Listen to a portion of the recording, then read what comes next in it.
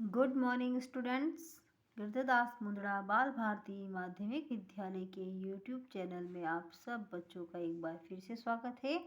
आज हम कक्षा 6 विषय हिंदी में पाठ लेंगे 12 नंबर, जिसका नाम है संसार पुस्तक है।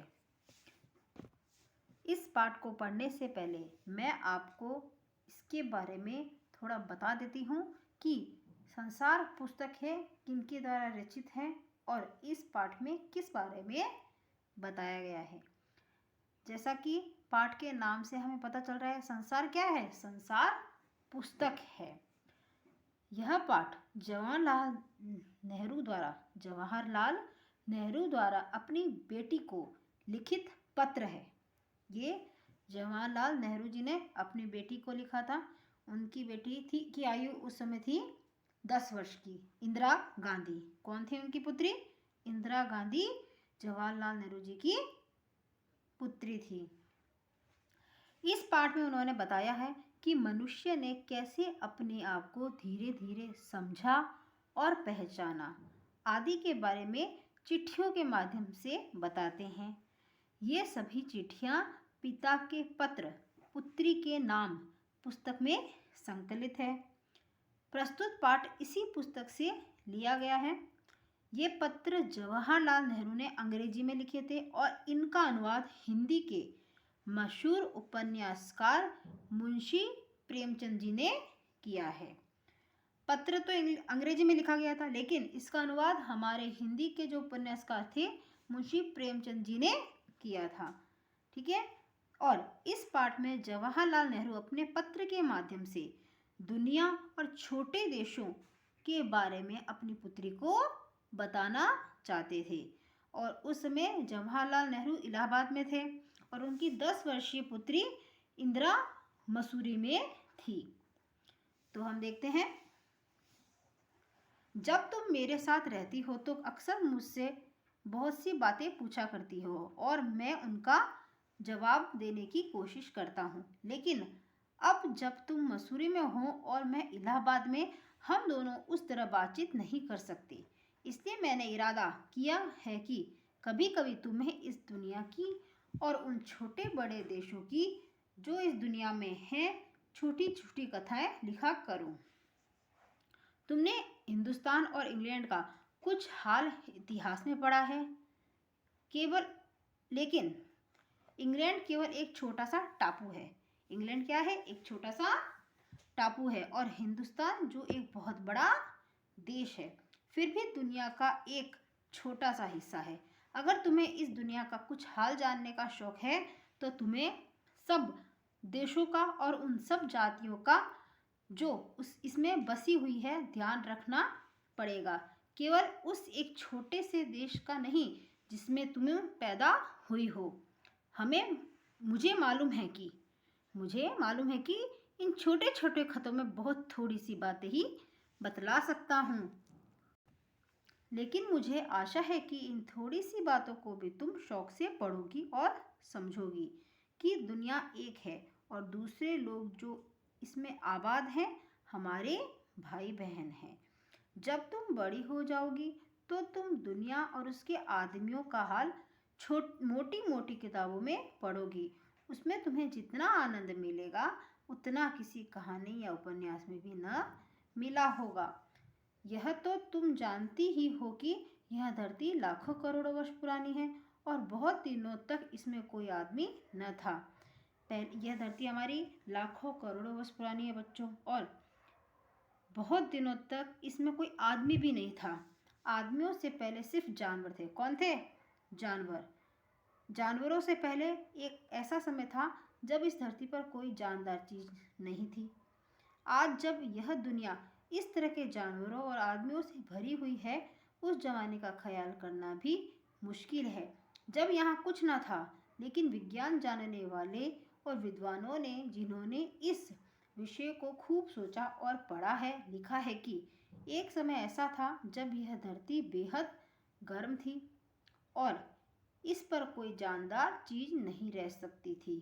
और अगर हम उनकी किताबें पढ़ें और पहाड़ों और जानवरों की पुरानी हड्डियों को गौर से देखें तो हमें खुद मालूम होगा कि ऐसा समय जरूर रहा होगा।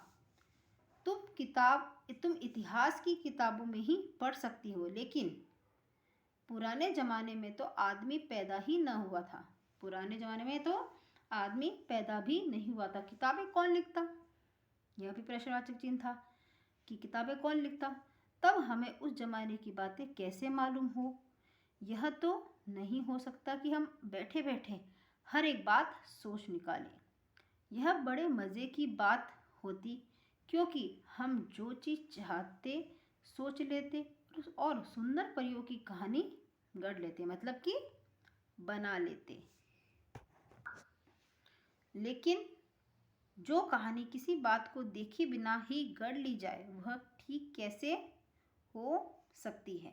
लेकिन खुशी की बात है कि उस पुराने ज़माने की लिखी हुई किताबें न होने पर भी कुछ ऐसी चीज़ें हैं जिनमें हमें उतनी ही बातें मालूम होती है जितनी किसी किताब से होती। ये पहाड़, समुद्र, सितारे, नदियाँ, जंगल, जानवरों की पुरानी हड्डियों और इसी तरह की और भी कितनी ही चीज़ें हैं जिनमें हमें दुनिया का पुराना हाल मालूम हो सकता है। मगर हाल जानने का असली तरीका यह नहीं है कि हम केवल दूसरों की लिखी हुई किताबें पढ़ लें, बल्कि खुद संसार रूपी पुस्तक को पढ़ें। मुझे आशा है कि पत्थरों और पहाड़ों को पढ़कर तुम थोड़े ही दिनों में उनका हाल जानना सीख जाओगी। सोचो, कितनी मज़े की बात है, एक छोटा सा रोड़ा जिसे तुम सड़क पर या पहाड़ के नीचे पड़ा हुआ देखती हो, शायद संसार की पुस्तक का एक छोटा सा पृष्ठ हो। शायद उससे तुम्हें कोई नई बात मालूम हो जाए। शर्त यही है कि तुम्हें उसे पढ़ना आता हो। इससे पहले हमें क्या करना है? अगर संसार पुस्तक है, अगर हम उस पुस्तक को पढ़ने के लिए हमें क्या चाहिए? हमें सबसे पहले बच्चों पढ़ना आना चाहिए। अगर हमें इतिहास को जानना है तो हमें पुस्तक पढ़नी पड़ेगी। पुस्तक क्या करनी पड़ेगी? हमें उसे पढ़नी आनी चाहिए, उसे समझनी भी आनी चाहिए। कोई जबान, उर्दू, हिंदी या अंग्रेजी सीखने के लिए तुम्हें उसके अक्षर सीखने होते हैं। हमें कोई भी भाषा सीखने के लिए उससे पहले उनके अक्षर सीखने होते हैं। उन अक्षरों के बिना हम कोई भी चीज़ नहीं पढ़ सकते, चाहे वो उर्दू भाषा हो, चाहे वो हिंदी भाषा हो, चाहे वह अंग्रेजी भाषा हो। इसी तरह पहले तुम्हें क्या होगे? प्रकृति के अक्षर पढ़ने पड़ेंगे, तभी तुम उसकी कहानी उसके पत्थरों और चट्टानों की किताब से पढ़ सकोगी। पहले जो लेख लिखे जाते थे वो पत्थरों पे लिखे जाते थे और वो भी भाषाएं अलग अलग होती थी, तो उसको समझने के लिए हमें क्या करनी पड़ेगी? उससे पहले हमें उनकी किताबें पढ़नी पड़ेगी, जिससे कि हम वो अक्षर समझ सके। शायद अब भी तुम उसे थोड़ा थोड़ा पढ़ना जानती हो। जब तुम कोई छोटा सा गोल चमकीला रोड़ा देखती हो तो क्या वह तुम्हें कुछ नहीं बतलाता? यह कैसे गोल, चिकना और चमकीला हो गया और उसके खुरदरे किनारे या कोने क्या हुए? अगर तुम किसी बड़ी चट्टान को तोड़कर टुकड़े टुकड़े कर डालो तो हर एक टुकड़ा खुरदरा और नोकीला होगा। यह गोल चिकने रोड़े की तरह बिल्कुल नहीं होता। फिर यह रोड़ा कैसे इतना चमकीला, चिकना और गोल हो गया? यह भी सोचने की बात है बच्चों। अगर तुम्हारी आंखें देखे और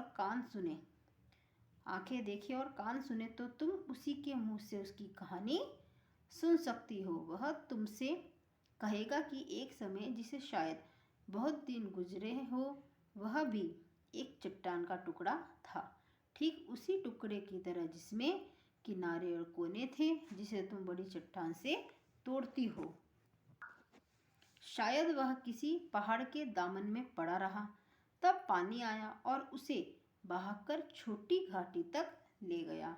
वहां से एक पहाड़ी नाले ने ढकेल कर उसे एक छोटे से दरिया में पहुंचा दिया। एक छोटे से दरिया से वह बड़े दरिया में पहुंचा। इस बीच वह दरिया के पैंदे में लुढ़कता रहा, उसके किनारे घिस गए और वह चिकना और चमकदार हो गया।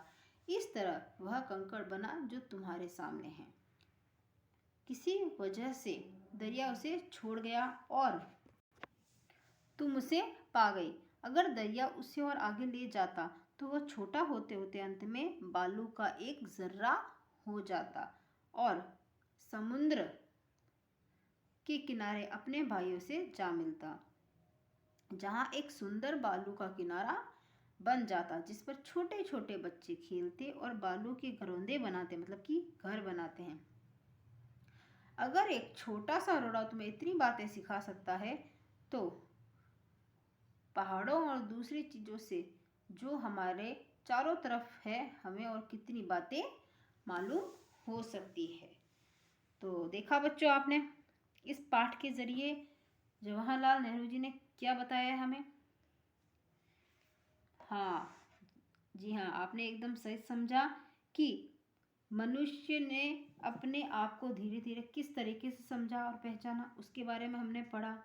और ये जो चिट्ठियाँ हैं, ये चिट्ठियाँ हुई, पुस्तकें हुई, ये हम तभी पढ़ सकते हैं जब हमें सबसे पहले पढ़ना आए। इसलिए यहाँ पर पंडित जवाहरलाल नेहरू जी ने अपनी 10 वर्षीय पुत्री इंदिरा गांधी जी को इन सब चीज़ों के बारे में बताया, जिसमें पृथ्वी की शुरुआत कैसे हुई, मनुष्य अपने आप को कैसे समझने लगा, उसने कैसे पहचाना और चिट्ठियाँ किस प्रकार से माध्यम बनती है, इन सबको बताने के लिए। ठीक है, लेकिन इन पत्रों के माध्यम से जवाहरलाल नेहरू जी ने केवल उसे थोड़ी सी ही बातें बता सकते हैं, क्योंकि चिट्ठियाँ पत्र कैसे होते हैं, बहुत ही छोटे होते हैं, ये ज़्यादा बड़े नहीं हो सकते। तो उन्होंने क्या किया, लेकिन फिर भी इन पत्रों के माध्यम से वे यह चाहते थे कि उनकी पुत्री इस दुनिया को जाने कि दुनिया क्या है, दुनिया में हम सभी भाई बहन हैं और यह धरती करोड़ों वर्ष पुरानी है। पहले धरती पर कोई भी जानदार चीज़ नहीं थी। वैज्ञानिकों ने यह साबित किया कि धरती के गर्म होने के कारण किसी भी जीव का विकास संभव नहीं था और बाद में धीरे धीरे धरती पर जीवन का विकास शुरू हुआ। पहाड़, समुद्र, सितारे, नदियाँ, जंगल, जानवरों की पुरानी हड्डियों आदि से दुनिया का पुराना इतिहास हम जान सकते हैं। जब धरती पर मनुष्य नहीं था तो दुनिया का पुराना इतिहास कौन लिखता। अगर ये सभी नहीं होता, तो अगर मनुष्य नहीं होता धरती पर, तो इतिहास कौन लिखता। इसलिए धरती का इतिहास जानने के लिए हमें पत्थरों और पहाड़ों से सीखना होगा। जैसे किसी भाषा को सीखने के लिए हम अक्षर ज्ञान प्राप्त करते हैं, उसी प्रकार प्रकृति के बारे में हमें जानने के लिए पत्थरों और चट्टानों से जानना होगा। सड़क या पहाड़ के बीच में एक छोटा सा पत्थर का टुकड़ा भी हमारी पुस्तक का पृष्ठ बन जाता है और कोई चिकना पत्थर भी अपने बारे में बहुत कुछ बताता है कि वह गोल, चिकना और चमकीला कैसे हो गया वह, और अंत में जाकर वह बालू के कण जैसा हो जाता है और सागर किनारे जम जाता है। अगर छोटा सा पत्थर इतनी जानकारी दे सकता है तो पहाड़ और अन्य चीज़ों से हमें कई बातें पता चल सकती है। ठीक है बच्चों, तो अब हम इस पाठ के लेखक के बारे में जानते हैं, जिनका नाम है पंडित जवाहरलाल नेहरू जी। ठीक है, ये देखिए, ये है हमारे पंडित जवाहरलाल नेहरू जी। आप सब जानते हैं कि ये भारत के हमारे क्या थे, प्रथम प्रधानमंत्री थे। ठीक है, जवाहरलाल नेहरू जी का जन्म 14 नवंबर 1879 ईस्वी में हुआ और उनका देहांत 27 मई 1964 ईस्वी में हुआ। आज़ाद भारत के प्रथम प्रधानमंत्री थे। जब हमारा भारत आज़ाद हुआ था उस समय सबसे पहले प्रधानमंत्री हमारे पंडित जवाहरलाल नेहरू जी थे। बच्चों से उन्हें बेहद लगाव था, बच्चों से वे बहुत ही लगाव रहता था उनका, और वे चाचा नेहरू के नाम से जाने जाते हैं। उनकी बेटी इंदिरा जब 10 वर्ष की थी, नेहरू जी ने उन्हें अनेक चिट्ठियां लिखी, मतलब पत्र लिखे। इनमें बताया गया है कि पृथ्वी की शुरुआत कैसे हुई, मनुष्य ने अपने आप को धीरे धीरे कैसे समझा, पहचाना। ये चिट्ठियां बच्चों में अपने आसपास की दुनिया के बारे में सोचने, समझने और जानने की उत्सुकता पैदा करती है। नेहरू जी को अपने देश के बारे में बोलने बताने में विशेष आनंद आता था, उन्हें बहुत अच्छा लगता था। ये सभी चिट्ठियाँ पिता के पत्र पुत्री के नाम पुस्तक में संकलित है। ये चिट्ठियाँ कहाँ हैं? पिता के पत्र पुत्री के नाम एक पुस्तक है, उसमें संकलित है। इसमें अभी भी है। संसार पुस्तक है, इसी पुस्तक से साभार लिया गया, मतलब कि संसार पुस्तक है पाठ, इन्हीं पुस्तकों से लिया गया है। कौन क्या है पुस्तक का नाम? पिता के पत्र पुत्री के नाम। खास बात यह है कि ये पत्र नेहरू जी ने अंग्रेजी में लिखे थे और इनका हिंदी में अनुवाद हिंदी के मशहूर उपन्यासकार मुंशी प्रेमचंद जी ने किया है। ठीक है बच्चों, तो आशा करती हूँ कि आज आपको ये पाठ बहुत अच्छे से समझ में आ गया होगा। संसार क्या है? संसार एक पुस्तक है, इसको समझना पहचानना भी बहुत ही ज़रूरी है। ठीक है बच्चों, अब हम इस पाठ के लेते हैं शब्दार्थ। देखिए बच्चों, आपको इस तरीके से अपनी कॉपी में करने हैं शब्दार्थ। ठीक है, नंबर 1 अक्सर मतलब प्राय, इसको हम रोज भी कह सकते हैं। खतों पत्रों, आबाद मतलब बसा हुआ, बेहद मतलब बहुत अधिक, गौर से ध्यान से, खुरदरा ऊंची नीची सतह वाला, जबान मतलब भाषा, दरिया नदी, जर्रा मतलब कण, मिट्टी के जो कण होते हैं ना उन्हें कहते हैं। घरौंदा मिट्टी के छोटे कण से बना हुआ घर, वजह कारण, मुश्किल कठिन,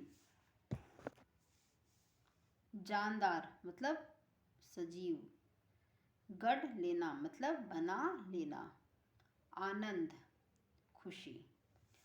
तो बच्चों, आपको ये शब्दार्थ अपनी कॉपी में करने हैं और आज आपको जो मैंने पाठ पढ़ाया है इस पाठ को आप अच्छे से पढ़ेंगे और इसको पूरा समझने की कोशिश करेंगे। और इस पाठ के प्रश्न उत्तर मैं आपको PDF इस वीडियो के साथ कर दूंगी। ओके।